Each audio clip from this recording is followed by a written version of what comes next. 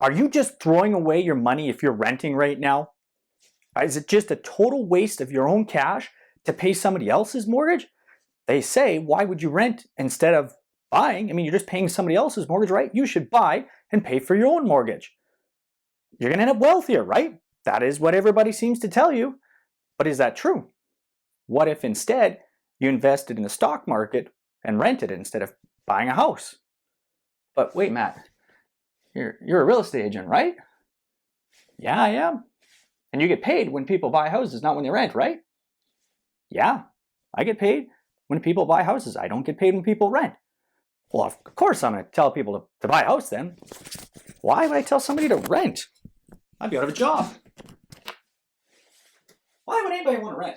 Honey, I finished that video. It was really short, actually. Of course I'm going to tell people to buy. I'm a real estate agent. Rent versus buy, that's silly. Why would anybody rent?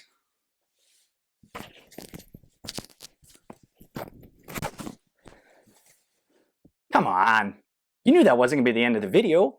You haven't even heard my bad dad joke yet. And it's a good one.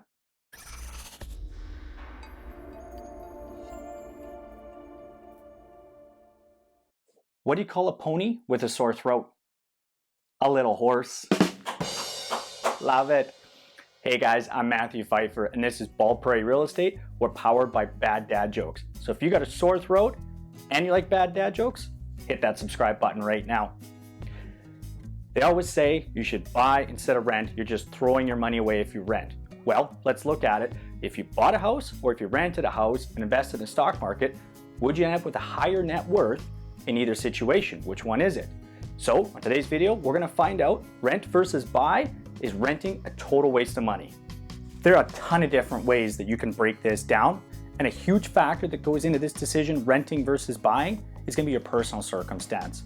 If you're not gonna be in that location for a long period of time, so 5 years or more, absolutely rent the house. It's going to be better for you. This is the real estate agent right now telling you rent a house versus buying it. There's also a ton of personal reasons, choices, lifestyle that you would want to buy or rent. I'm not going to get into those because those are your own personal choices. That's not for me to judge. I just want to break down the financial side of things. Does it make sense to rent a house or to buy it? So let's break it all down. I don't want this video to drag on very long. So if you want a really technical breakdown on how much it costs to buy a house, I've got a whole video on that I've done and I'll put the link up here to that. But we've got two individuals. They both have $20,000 that they're going to use to either invest or buy a property. They're both going to look at living in a house that's worth about $300,000. So everything for that is the same. Now we've got the first individual. He's Bob. He believes in home ownership, so we're going to call him Bob the owner. The other individual, Sandra the savvy investor. She knows that the stock market is going to outperform the real estate market if you look at historical data. So she says, I'm going to take that $20,000. I'm going to find a place to rent that's identical to Bob's, but I'm going to invest the difference instead of having to pay taxes and repairs and things like that on a property. So we're going to look at it and see where they end up. Bob went out and found the house of his dreams on Boardwalk Avenue. It's going to cost him $300,000 to purchase that house. So he takes $15,000 out of his savings account, which is 5%, and he puts it down as down payment on the house. But because Bob didn't put at least 20% or more down, he has to have mortgage default insurance. That's a requirement in Canada. So when he starts off, his mortgage payment is going to start actually paying down $296,400, but he has that $300,000 asset. To purchase that also, he's going to have closing costs. He's going to have things like legal fees, home inspections, land transfer taxes. It's probably going to be about $5,000 when you add it all up for him to buy that house. So of the $20,000 Bob started with, it's all gone to upfront costs. Now, to maintain that property and continue to pay it down over 25 years, he's going to have a mortgage, home insurance, property taxes, and he's got to prepare to repair that place, so he's got to have some savings for that. Interest rates in Canada right now are somewhere between 2.6 and 3%. Bob was kind of a sucker though, and Bob didn't do his research and he paid the full 3% for his mortgage insurance. So Bob's mortgage payments are $1,400 a month. But he got a good home insurance rate of $165 a month. His property taxes, he's stuck with that, $240 a month. And Bob was smart, he put 1.25% of the value of the home away for future repairs. That's $315. When you add it all up, Bob's total monthly commitment is $2,120 to own and maintain that property.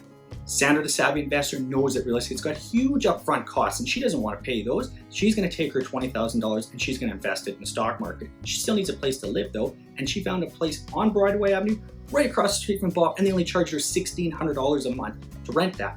She also has to get content insurance to take care of her own stuff. It's probably only about $20 a month. So her month-to-month cost is $1,620. She had no upfront costs.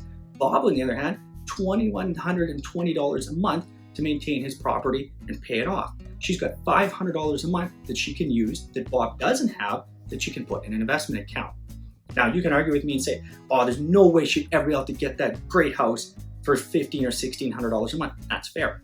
What I wanted though was a $500 gap between what Bob paid and what Sandra paid, because that's $6,000 or exactly the max amount you can put in a tax-free savings account. And Sandra's that savvy investor. She knows she can put that money in there and have no tax drag on it and maximize her potential final net worth after Bob's finished paying off his property. For 25 years, Sandra the savvy saver has been able to put money away in a tax-free savings account while Bob the owner has had to pay down his mortgage. Sandra got 5.5% as an average return before inflation on her money. I got that looking at projections and averages of 4 to 7.5% for the stock market going forward. Bob the owner, on the other hand, real estate prices in Canada have averaged 3.5% since World War II, so he got 3.5% of his money. Obviously, Sandra did way better than Bob. She's getting 5.5% on her money. Bob only got 3.5% on his investment. Where did they end up? Sandra's investment now is sitting at $390,000. Bob the owner, on the other hand, his house is worth $562,000. Well, how did that happen? Sandra was getting 5.5, Bob was getting 3.5. I know what it is. The real estate agent, I had to do it. I had to fudge the numbers so that real estate looked better because, of course, I'd be without a job if people weren't buying, if people went rented and got better returns on the money. That's obviously what it is. I had to mess with those numbers. I had to do it. Okay, I kid. I promise you I didn't mess with those numbers. Yes, Bob the owner ends up $172,000 ahead of Sandra in their final net worth after 25 years. How could that be? Sandra was getting way better returns on her money than Bob was getting. She got 5.5 and Bob got 3.5. Stock market outperformed the real estate market. It's because Bob used leverage. Bob took that $20,000, he put a down payment on a house. That house was worth $300,000 and appreciated at 3.5% from there. He had to spend 25 years paying it down, but that's where its starting value was $300,000. Sandra, on the other hand, took that $20,000, she did not leverage it, and had to grow from there. And she got 5.5% on her money, but she's never gonna catch Bob because Bob's starting so much higher. In the end, yes, buying a property, if you hold it for the long term, is gonna end up ahead in your total net worth than if you're just investing in the stock market. But that doesn't mean that renting is a complete waste of money. When you rent a property, you get a place to live. It's just once you're done renting it, that property has no future value. When you're buying a house, you're essentially renting money. You're using your leverage, rent the money. Over time, as you pay it down, there's a future value to that. So no, renting is not a waste of money, especially if you're gonna be in a place for a short period of time. Don't buy, rent the place. If you're gonna be something long-term, yes, buying is better. Of course, there is always personal situations as to why you would buy or rent, but this was just getting into the economics of what makes more sense long-term, buying or renting. Yes, the real estate agent is gonna tell you, buy a house, stay in it long-term, pay it off, you'll have a higher net worth. I hope you guys enjoyed this. I had a lot of fun doing the research on this and putting it all together. Yep, Bob the owner ends up ahead of Sandra the savvy saver.